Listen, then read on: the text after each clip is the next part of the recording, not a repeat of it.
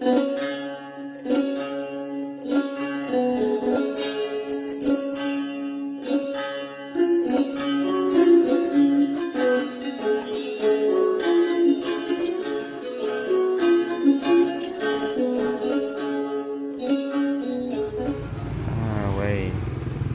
ขาดดอกชนมือคอเนาะวิพากษ์อาบุตะกอนใหญ่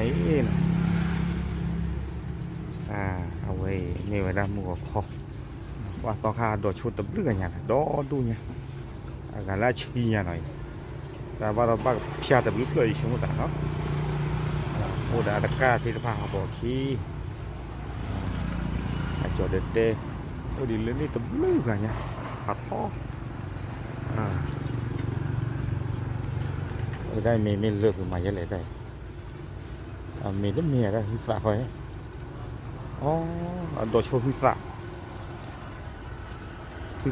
เราจะไม่มีป่ะช่วงนั้นไม่เล่นมีครับป้าเด้อพีวาเลยตามอย่างเงี้ยนะป้าเด้อพีวาตะเกียบพูอันนี้พีวาพีเอาวะเอาคอที่ตรงนี้หรือว่ามันพิงคัลเลยดอทุกเลยนี่ดอทุกให้ก่อนละกันตอนนี้จะบอกโอ้ทุกขับ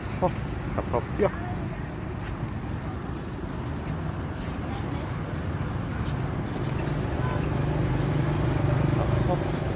ให้เข้าไปกันตอนนี้ไทยนี่คือตาเล่นเลยเราเว้ยถ้าใครต้องไม่โชว์ว่าจะเราก็เปิด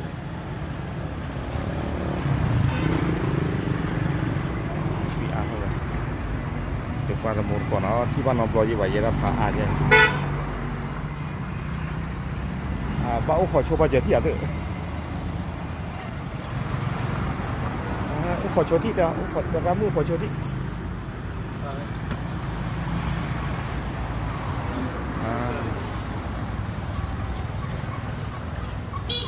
อุดดีผัดทอดพายุเนี่ยนะคืออากาศจืดกันอุดดีโอ้ยโดนกอลวะโดนดูเนี่ยลูกนี่แ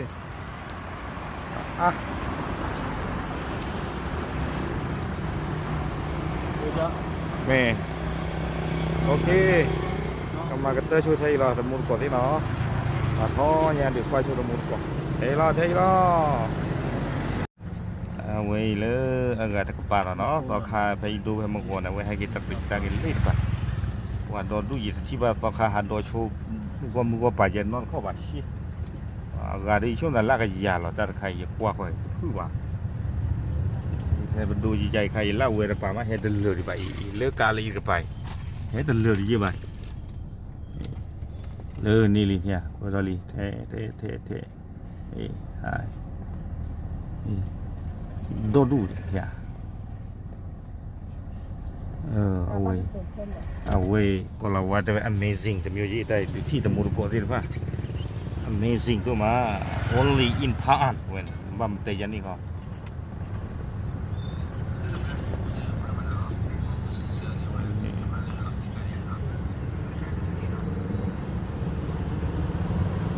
โอเคเนาะตะมุรกอที่เนาะสุดยอดเลยเนาะ